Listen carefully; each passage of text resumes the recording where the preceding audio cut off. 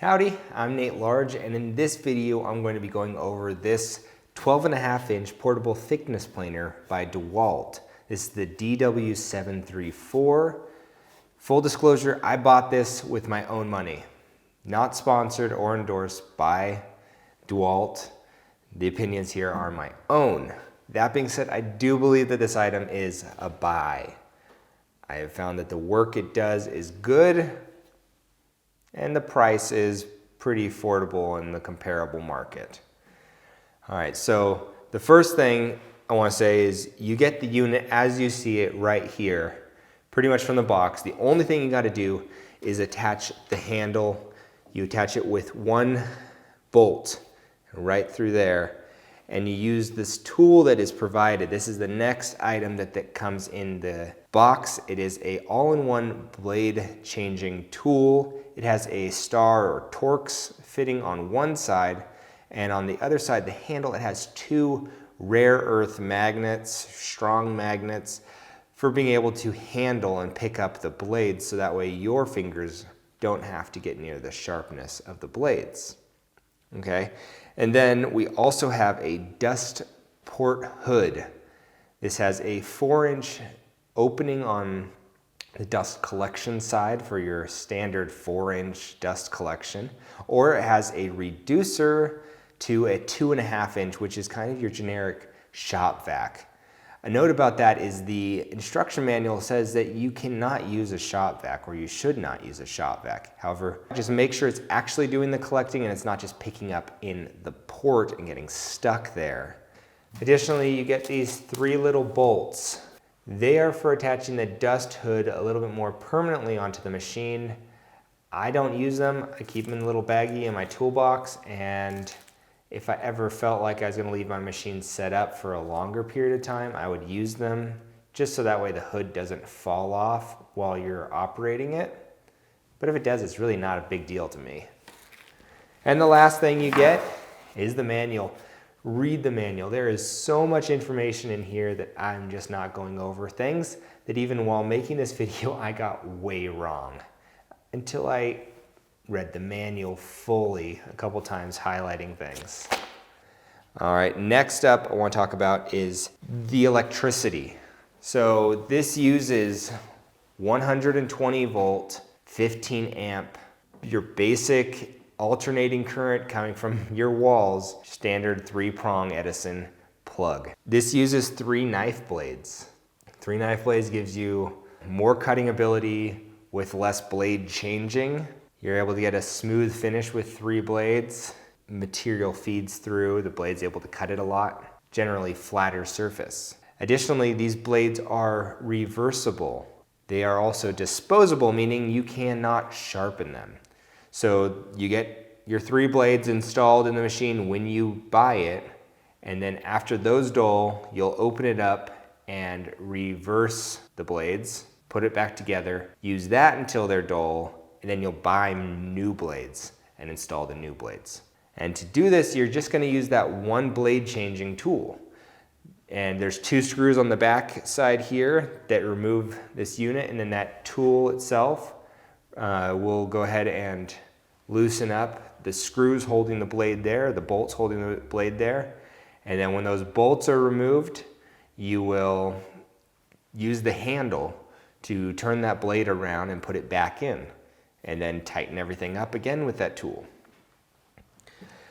It has an extra long infeed and outfeed table. Both of those are 11.25 inches long. And what they do is help reduce snipe. Okay, now snipe is very easily, basically when the workpiece is going through, there's 2 rollers in the machine, and those 2 rollers feed the workpiece as well as keep it from wiggling at all. And so when it passes past the last workpiece, or before it gets to the first one, if there is a lot of weight on this side of the edge of the table, that will lift the workpiece up, and as it lifts it up, it'll get more into the blade itself. So you're going to want to feed it in kind of at a level, supported direction. And so you may need to use additional supports if you got a really long piece, but the extra long feeds, infeed and outfeed, allow you to have more support just from the machine to start with. And that's really important in trying to reduce snipe. I did get snipe when I was working with my first project with it, but as I practiced, I was able to reduce snipe. Next is the carriage lock. We see that right here. This is the carriage. This is the unit part that moves up and down. The carriage lock is this black handle. Simply lift it up and then you're able to move it.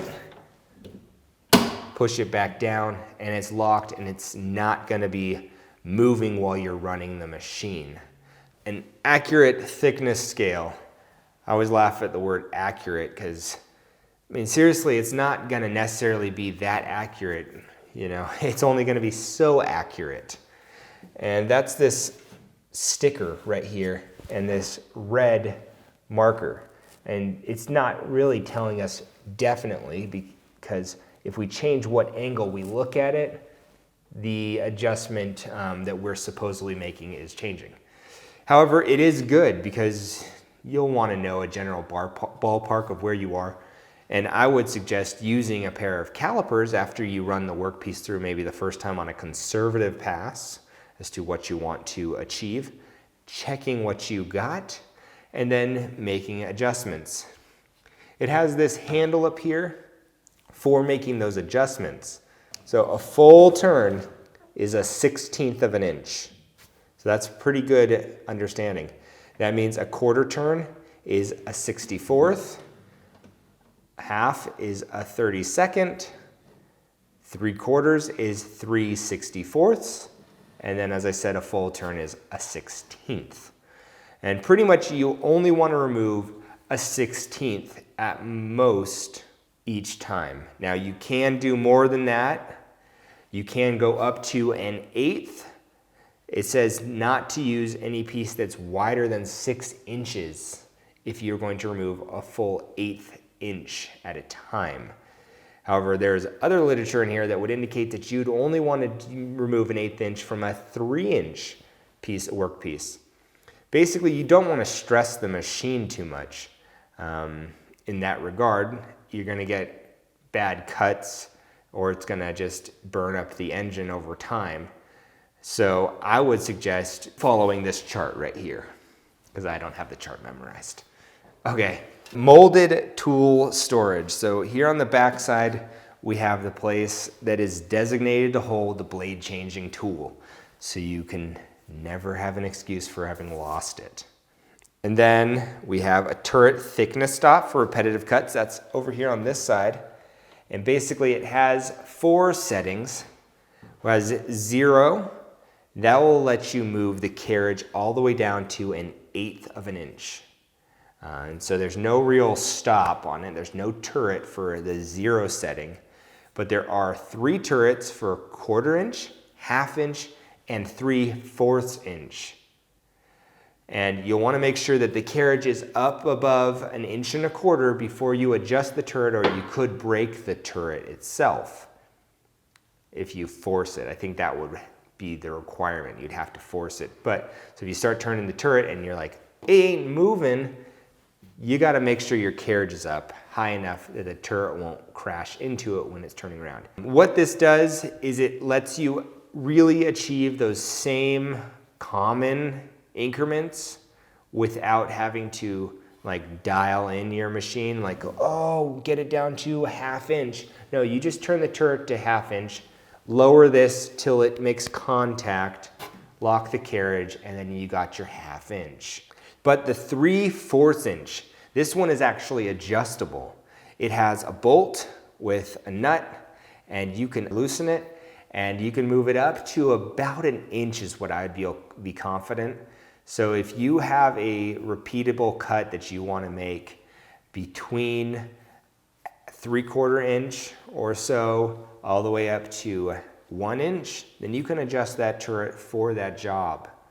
And I think that's a pretty cool feature. We have material removal gauge. This one wasn't listed on the box, but I like it quite a bit. It's not as useful as maybe knowing exactly how much material you have or it's going to be when it comes out, but you could take your workpiece with the machine off, stick it in right here where this arrow is, about 3 inches in, and then slowly lower the carriage. And as you lower the carriage, there's a little metal piece in here, and it'll push up, and it lifts this red needle over here, and it's showing you how much material would be removed if you were to leave it on this setting for that piece of material that you have stuck in there. So it gives you an idea of how much you're chewing off, which is useful, especially for the first pass. Well, I think that's it for what's included in the features. Let's go ahead and do some demonstrations. I'm going to go ahead and do the demo here on the table, and I have clamped the unit to the table to make sure it doesn't move. The corners of it have big hole and little hole, and that's for attaching it either to a table or to some kind of plywood in order to be able to clamp that then to the table. I think 2 clamps should be good enough for this demo. I've got the hood on here in the back for the dust collection. Here I have the shop vac just hanging in there, and here's the shop vac I'm using.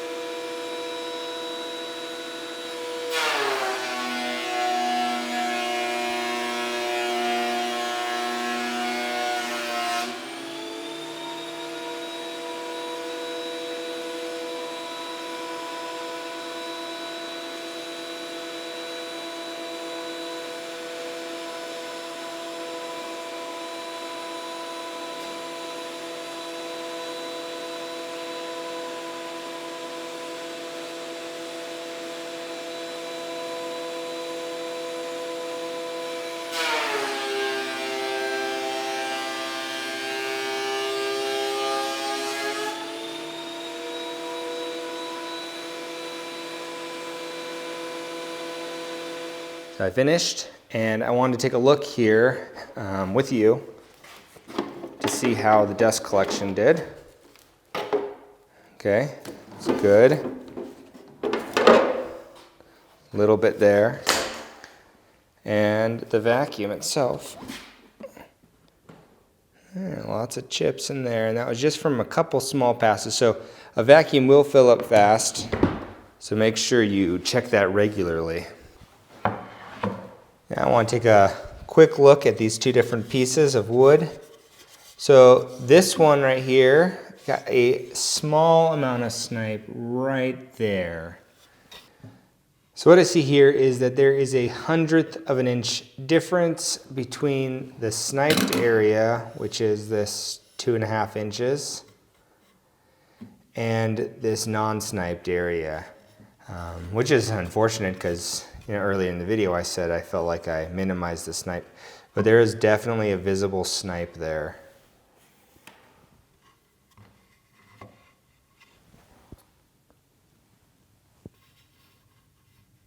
Right here, it gets thicker. I could feel it. It's hard to video. And this bigger piece has Snipe on, again, just the side that was put in. So the side that entered the machine first got sniped. Now what I'm probably gonna need to do is adjust the infeed, because I'm pretty sure that's actually what's wrong, is the leveling table. So because the snipe was just on the one side, that would show that perhaps this infeed table is a little too low and I need to adjust it to lift it up. Because being low, it's able to get the wood kind of in a higher angle. And if it's up higher, then that wood's gonna be forced down. And to adjust that, that's these two bolts and nuts. So I do believe that, again, this is a buy. Well, I have that issue on one side. The back side of the leveling table is okay. So I just need to make some adjustments to the front sides and that snipe will go away.